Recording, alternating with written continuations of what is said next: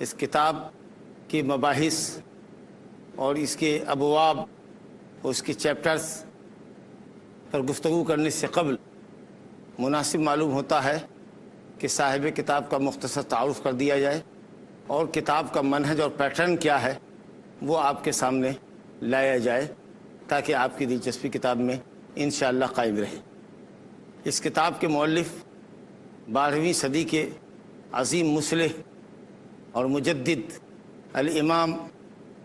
الشیخ محمد ابن عبد الوہاب ابن سلیمان ابن علی ابن محمد ابن احمد ابن راشد الوہیبی التمیمی رحمہ اللہ ہے۔ شیخ محمد بن عبد الوہاب بن سلیمان التمیمی قبیلہ بنو تمیم سے تعلق رکھتے ہیں۔ اس قبیلے کے تعلق سے صحیحین میں روایت ہے جس کے راوی حضرت ابو ہریرہ رضی اللہ عنہ ہیں، کہتے ہیں کہ نبی صلی اللہ علیہ وسلم سے میں نے قبیلہ بنو تمیم کے متعلق 3 باتیں سنی جن کی وجہ سے میں قبیلہ تمیم سے ہمیشہ محبت رکھتا ہوں۔ رسول اللہ صلی اللہ علیہ وسلم نے فرمایا ہم اشد امتی علی الدجال، قبیلہ بنو تمیم کے لوگ میری امت کے وہ لوگ ہیں جو دجال پر سب سے سخت ہیں۔ اور جب قبیلہ بنو تمیم کے صدقات آئے تو آپ نے فرمایا کہ یہ ہماری قوم کے صدقات ہیں، گویا قبیلہ بنو تمیم کو آپ نے اپنی قوم فرمایا۔ اور اسی قبیلے کی ایک لونڈی عائشہ رضی اللہ عنہا کی ملکیت میں تھی تو نبی صلی اللہ علیہ وسلم نے فرمایا اعتقیھا فإنھا من ولد اسماعیل، اس لونڈی کو آزاد کر دو کیونکہ یہ اسماعیل کی اولاد تھی۔ اس اہم نامی گرامی قبیلے سے صاحب کتاب الامام المجدد شیخ محمد بن عبد الوہاب بن سلیمان التمیمی رحمہ اللہ کا تعلق ہے۔ شیخ کی پیدائش سن 1115 ہجری مطابق 1703 عیسوی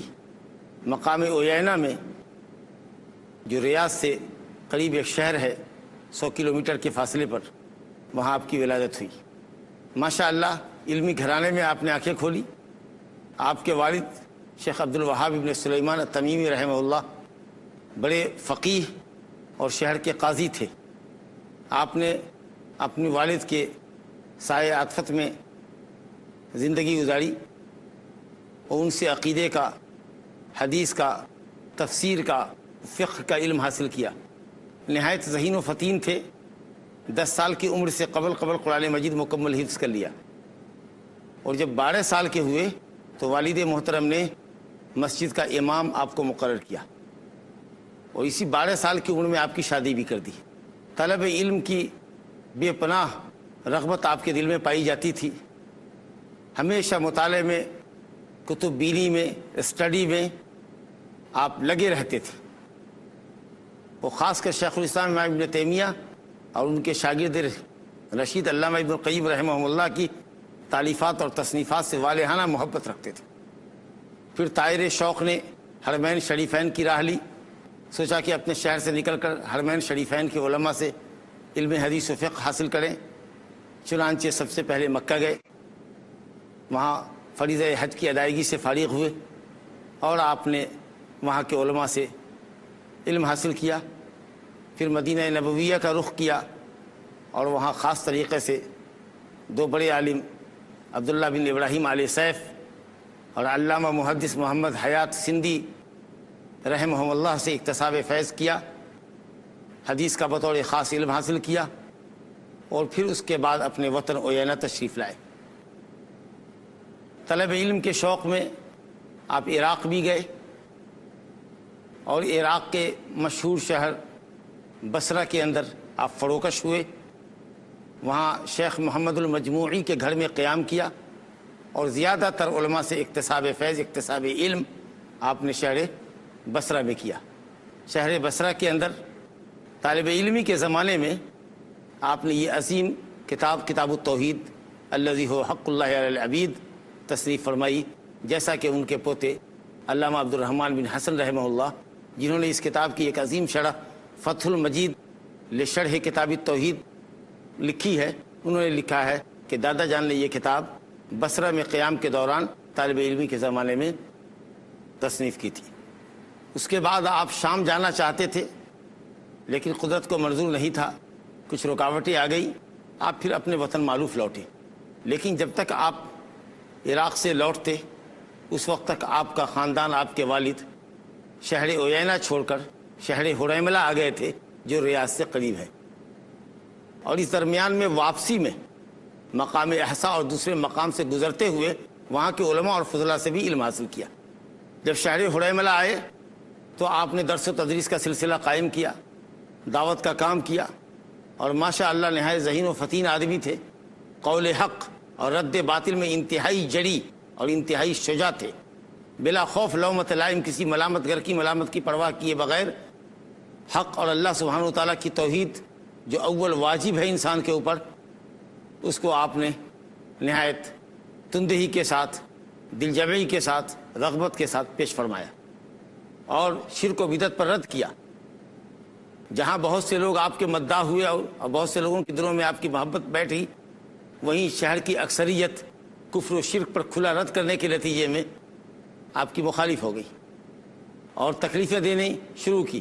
اتنا پریشان کیا کہ آپ کے والد کو یہ کہنا پڑا کہ آپ اپنی ایکٹیویٹی، اپنی دعوتی سرگرمی کم کر دیجیے۔ پھر والد کے انتقال کے بعد آپ نے پھر پوری تندہی دکھائی اور پوری دل جمی اور نشاط اور رغبت کے ساتھ دعوت توحید کا کام آپ نے شروع کیا، لیکن لوگ آپ کے دشمن ہوئے، اور چند لوگ ایک دن آپ کے قتل کے ناپاک ارادے سے آپ کے گھر کی دیوار پر چڑھ آئے، جس کو کچھ لوگوں نے دیکھا تو ڈانٹا ان کو اور پھر وہاں سے بھگایا، اور مخلصین نے مشورہ دیا کہ یہ شہر میں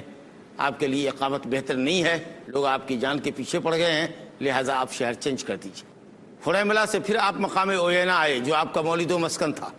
وہاں کا امیر عثمان بن معمر تھا، آپ اس سے ملے، آپ نے اللہ سبحانہ تعالیٰ کی توحید کی طرف اس کو بلایا، کہا اللہ سبحانہ تعالیٰ کی شریعت کو نافذ کرو، اللہ رب العالمین زمین میں غلبہ اور تمکنت عطا فرمائے گا، تمہارے مقام اور مرتبے کو بلند کرے گا، کیونکہ اللہ کا وعدہ ہے وَلَا يَنْصُرَنَّ اللَّهُ مَن يَنْصُرُهُ إِنَّ اللَّهَ لَقَوِيٌّ عَزِيزٌ، جو اللہ کی مدد کرتا ہے اللہ ضرور بھی ضرور اس کی مدد کرتا ہے۔ ان آیات کی روشنی میں عثمان بن معمر کو توحید کی طرف بلایا، اللہ کی شریعت کو نافذ کرنے اور عملی تطبیق کی طرف بلایا، اور کہا کہ اللہ تعالیٰ نصرت اور غلبہ نصیب فرمائے گا۔ اس نے حامی بھر لی اور آپ کی مدد و اعانت کا وعدہ کیا، چنانچہ اس کی مدد و اعانت کے ساتھ اللہ کی توفیق سے آپ شرک اور بدعت کے مظاہر کو مٹانے لگے، ان درختوں کو کاٹنے لگے یا کٹوانے لگے جن درختوں کی لوگ تعظیم کرتے تھے، جہاں لوگ اپنی مرادیں مانگنے کے لیے جایا کرتے تھے، قبروں پر بنے ہوئے قبوں کو ڈھانا شروع کیا اور اسلامی سزاؤں کو نافذ کیا۔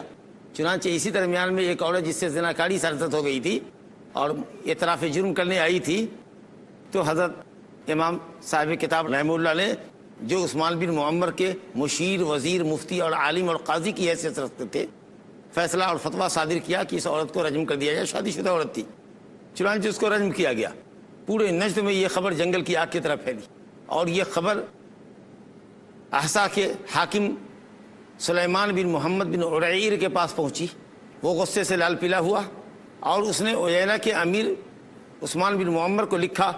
کہ محمد بن عبد الوہاب کو قتل کر دو، کیونکہ اس نے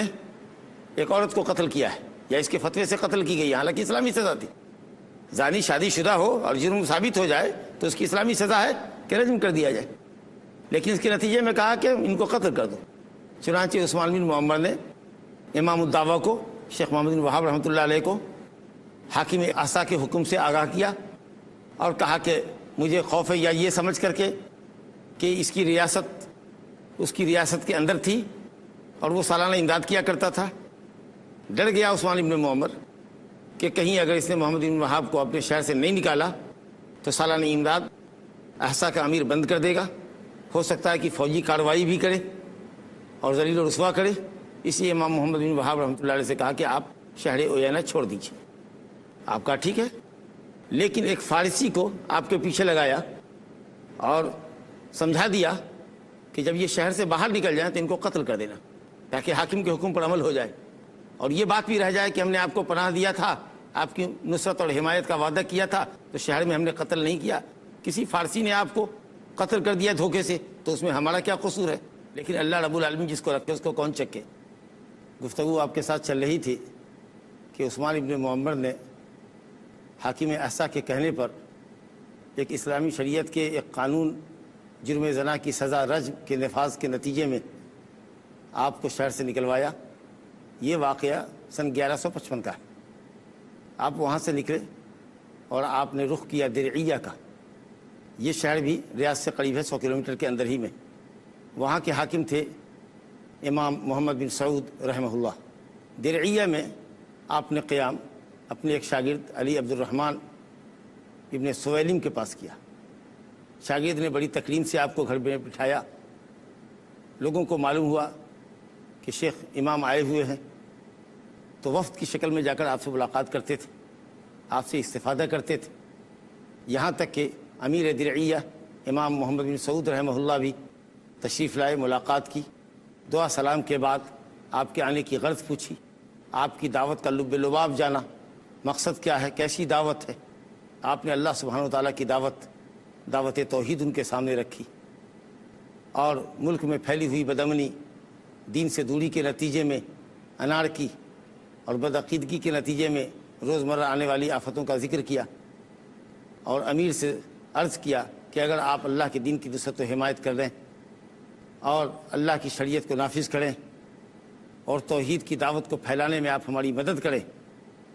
تو ہم اللہ رب العالمین کے وعدے کی روشنی میں آپ سے وعدہ کرتے ہیں کہ اللہ رب العالمین آپ کو اور آپ کی اولاد و احفاد کو، آپ کی ذریت کو زمین میں غلبہ نصیب فرمائے گا اور دنیا اور آخرت کی سعادت سے بہرور کرے گا۔ امام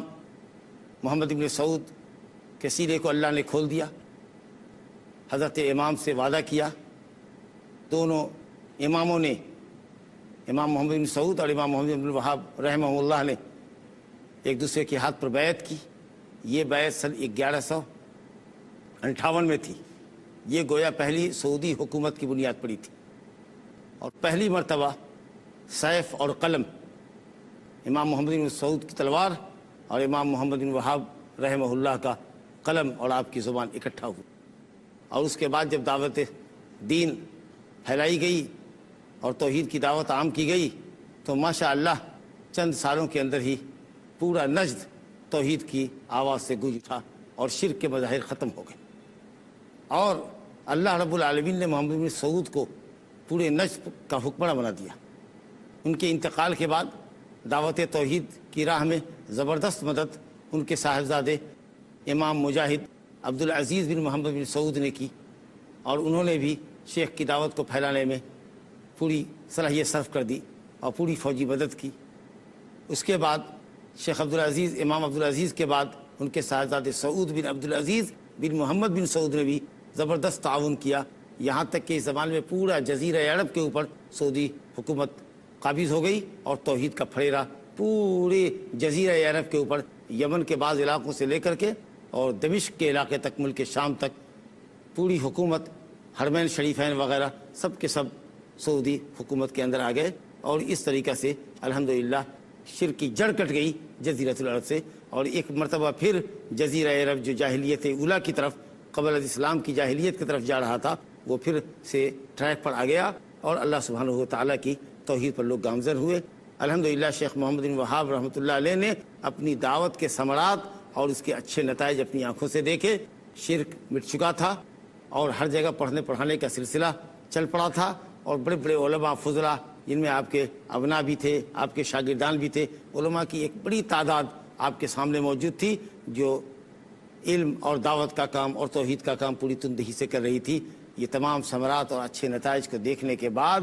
کوئی 91 سال کی عمر میں شیخ رحمۃ اللہ علیہ سن 1206 ہجری مطابق 1792 عیسوی کے اندر انتقال کیا۔ اللہ رب العالمین آپ کے مقام کو اعلیٰ علیین میں بلند فرمائے، نبی کریم صلی اللہ علیہ وسلم کی رفاقت نصیب فرمائے،